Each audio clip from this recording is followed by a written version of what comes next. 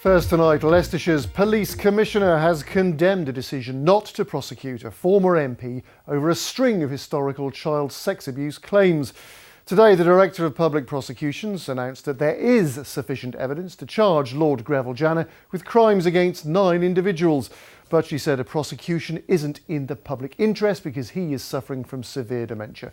Well, our social affairs correspondent Jeremy Ball is here. Jeremy, how have Leicestershire police reacted to all this? Well, Dominic, they're very angry and they're using strong language. The force says this decision not to prosecute Lord Janner is simply wrong, and they say they've gathered credible evidence that some of the most serious sex crimes imaginable were committed over 3 decades. Now, these complaints go back to a time when Greville Janner was the MP for Leicester West back in the 70s.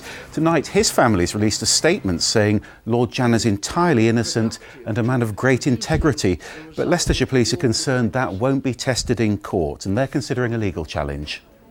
We are disappointed to hear the outcome, and I say that primarily on the basis of the quite large number of people, 25 people who we worked with over a couple of years or so during Operation Enamel, helping them in that sort of investigation of the allegations they make. So to hear that is disappointing. So what's the background to these allegations against Lord Janner?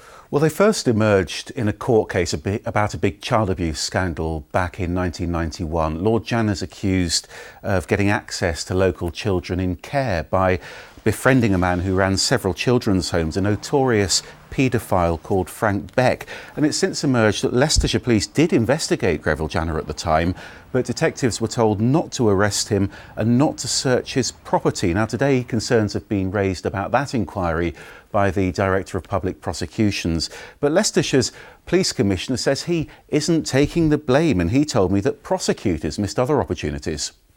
The DPP has accepted there's very powerful evidence in this case, and by the way, the 2 times that cases were put to the CPS before, in both cases the DPP today has acknowledged that they also passed the evidential test, and yet they failed to prosecute, and they did fail in their duty. And tonight there's real concern at Leicestershire Police Headquarters about the effect this could have on victims, and they're really worried that the decision not to prosecute Lord Janner might deter other people from reporting child sex abuse. We've also had a statement tonight from one of the men who claims that he was abused by Lord Janner, and he's described today's decision as a disgrace. OK, Jeremy Ball, thank you.